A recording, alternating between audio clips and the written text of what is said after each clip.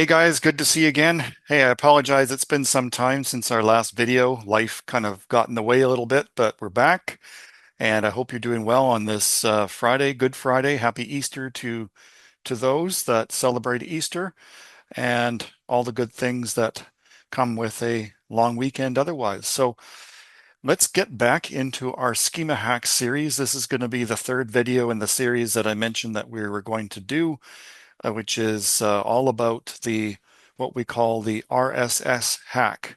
Now, you may or may not be familiar with RSS feeds, and they've been around a very long time, but there are certain ways to capitalize upon their functionality and make that work to expand the relevance and the authority of your brand with not a lot of work, to be very honest with you. It's also something that we talk about in great detail inside of our mastermind. I refer to this as syndication engines.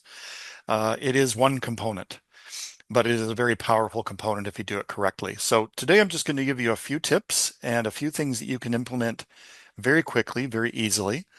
Um, but just know that this is a smaller version of the larger crazy stuff that we get into inside of our group.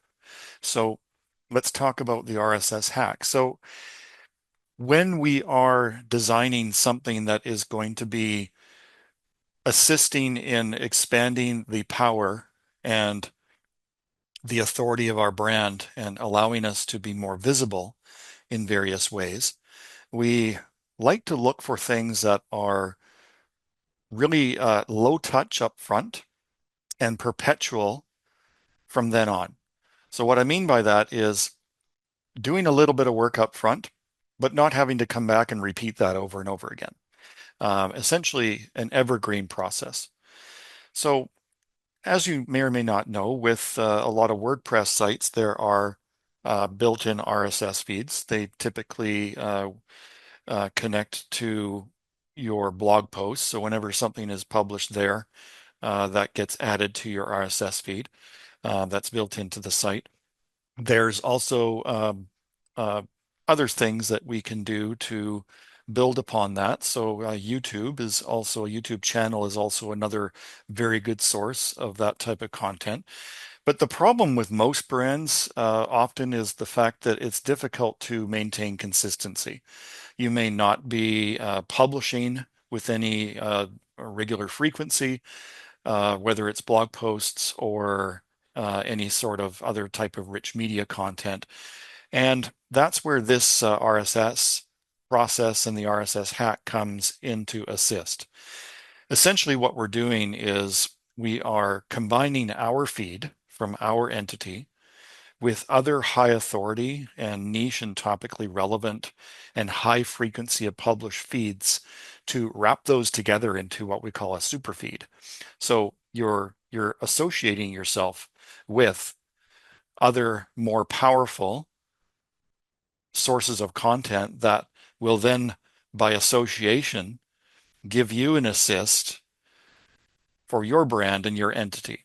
And we bring that all together at the end by using a very special type of schema called dataset. And dataset is one of the more important um, modalities that Google developers even talks about, and it's really something that the AI engines like to see in that sort of format to make it easier to understand data and easier to be more efficient with crawl budget and things like that. So um, that's kind of true for all schema, but for dataset schema especially, there's many different types of datasets. RSS is just one of those.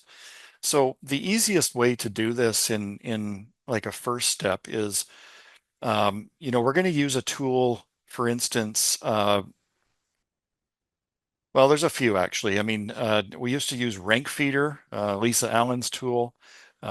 She did a lot of work around this cocitation origination, so that was very important work.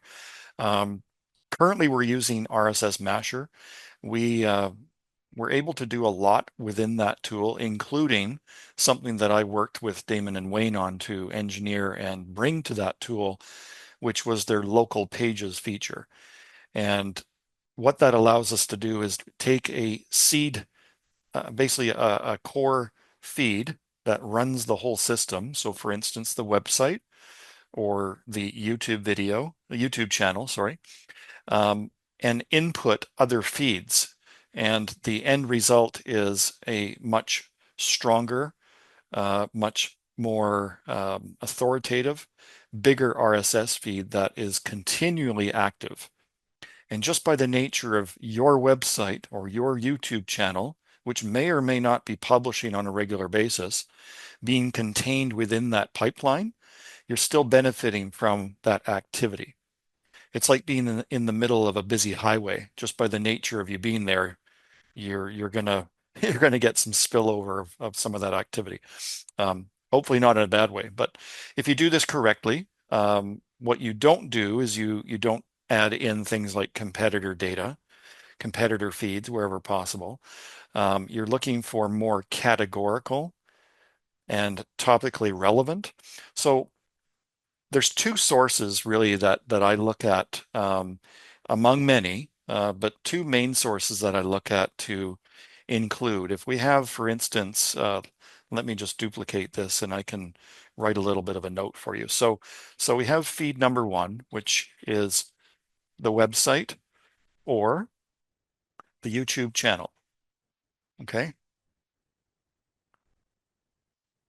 Now, depending on what is the state of the website, whether it's authoritative or whether it's a site that produces a lot of content, it has a very well-established entity, um, or not. It doesn't really matter, to be honest. Of course, it's helpful, but this is a real shortcut to kind of get around that issue where many clients just they don't do it. And a lot of SEOs don't do it either because it does require a certain level of consistency and discipline. Um, so that's just a weakness that I see a lot. Um, so we look for other things, right? One of the things is Google News. So Google News is a particularly good option because it is perpetually updated. You know, multiple times a day, um, every few minutes, there's something new, right? What we do is we are going to look for something within our same category. So for instance, if you're a roofing contractor and you're a roofing contractor in a particular state or province or city, that could be a good source of perpetual news in your particular situation. So let's just say roofing contractor, let's say Colorado. Now, sometimes this might be a little too niche. If you don't see a lot of results here, then that could be indicative of you need to go a little bit more broad. But in this case, there's quite a bit here.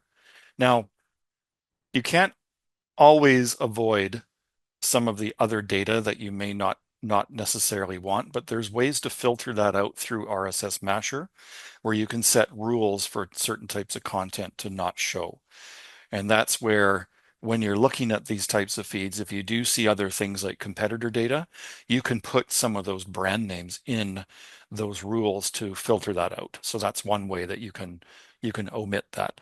But essentially, you have the Google News URL here and at another tool called rss.app.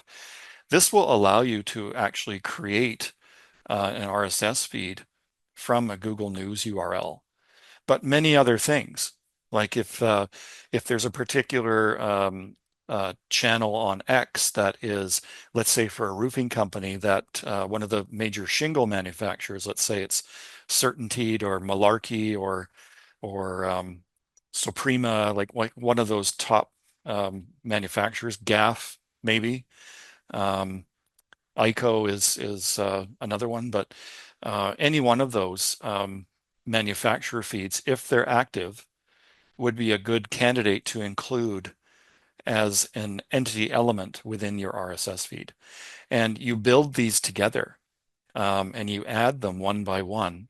There's really no limit, but really I don't add more than about 5 to 10 because it's not really necessary. Um, and then that becomes your collection of very powerful sources of content. And what happens is, especially these days with a lot of traffic coming from things like Quora and Reddit, etc., is if you find a particularly good Reddit channel, you can borrow their feed. And we see this type of thing show up in things like generative AI results. And it's one way that can make it easier for you to show up in those results if you're not only associated with those types of things that Google is pulling from, but you're also gaining authority and traffic from just the association.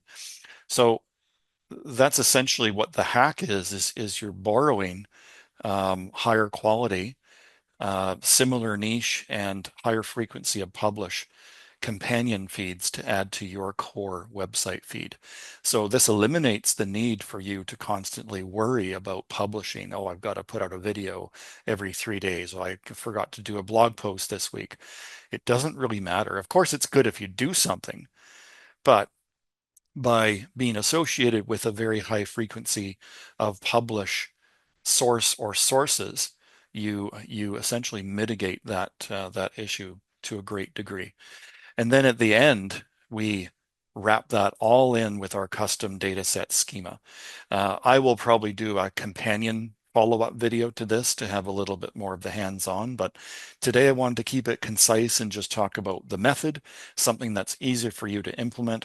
RSS.app is, I believe they have a free tier, but the pricing on this is super low. 10 or $20 a month, and you get a whole ton of feeds that you can do.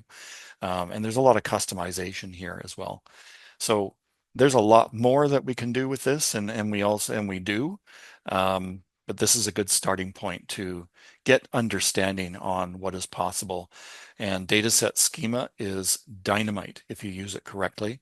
You bring all that data together and you illustrate to Google that you're not only relevant, but you're also very highly associative with these other types of categories and content and sources that they already are ranking well.